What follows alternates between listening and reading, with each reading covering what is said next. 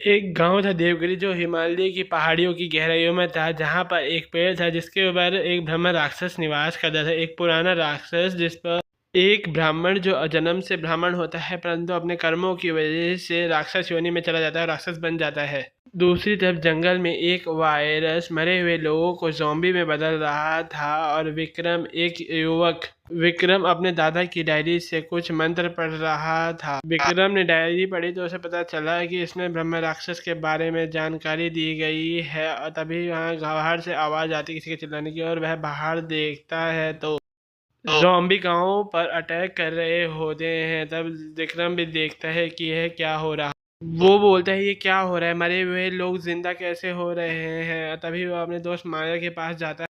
माया के पास एक छोटा ड्रोन होता है जिसकी मदद से वह ज़ॉम्बी के मूवमेंट्स को ट्रेन कर रही होती है। दूसरी तरफ ज़ॉम्बी के प्रेजेंस की वजह से ब्रह्म राक्षस भी जाग जाता है। वह ज़ॉम्बी को अपनी तरफ आने को अपने क्षेत्र पर उनका हमला समझता है और वह तुरंत एक ज़ॉम्बी को उठाता है और दूर फेंक देता है और जोर से चिल्ला के बोलता है यह मेरे क्षेत्र है, कोई मित्र लोग कैसे यहाँ पर आकर मुझे चैलेंज कर सकते हैं। माया और विक्रम अपनी छुपी हुई जगह से ये सब देख रहे होते हैं और दूसरी तरफ जंगल में ज़ॉम्बी और ब्रह्म राक्षस के बीच में ज़बरदस्त लड़ाई चल रही होती है। ज़ॉम्बी को ब्रह्म राक्षस बड़ी दूर दूर तक फेंक देता है। ब्रह्म राक्षस तेजी से ज़ॉम्बी को ख़त्म कर रहा होता है पर उनकी संख्या बढ़ रही होती है क्योंकि वह वायरस मरे हुए लोगों को ज़ॉम्बी बना रहा होता है। पर अभी विक्रम को एक स्पेल दिखाई देता है दादा की डायरी में, जहाँ लिखा होता है ब्रह्म राक्षस को कंट्रोल करने के लिए तुरंत ही उसका आह्वान करता है और माया को भी ज़ॉम्बी के लोकेशन का सोर्स मिल जाता है। अपनी ड्रोन की मदद से देखती है कि पुराने मंदिर में वायरस की मदद से लोग ज़ॉम्बी बन रहे हैं और एक क्रिस्टल होता है मंदिर में उसके अंदर जिसकी मदद से ये हो रहा